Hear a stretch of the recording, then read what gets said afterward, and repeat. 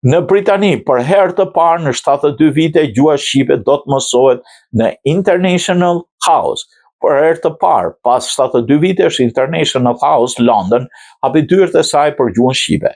Kjo erdhi si rezultat i rritjes së interesit për Shqipërinë dhe gjuhën tonë. Tashmë shumë qytetarë në Britaninë e Madhe po tregojnë interes veçantë për të vizituar Shqipërinë. Disa prej tyre duan edhe të jetojnë në Shqipëri, të punojnë e të zhvillojnë bizneset e tyre dhe kjo ka rritur domosdoshmërinë e zotërimit të gjuhës tonë. Një aspekt tjetër është martesat, lidhet familjare dhe shoqërore mes shqiptarëve nga treva të ndryshme shqipfolëse, Shqipëria, Kosova, Maqedonia, Malizime, Britanika apo të ardhur nga vende të tjera.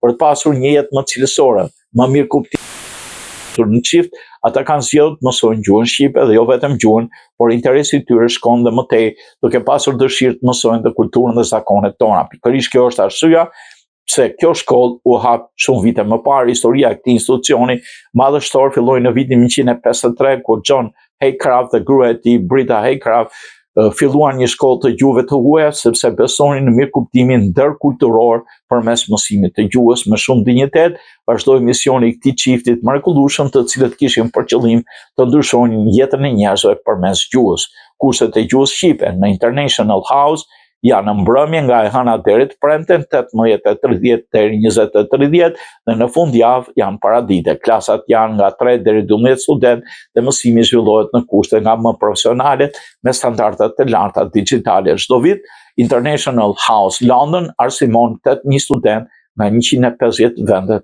të botës.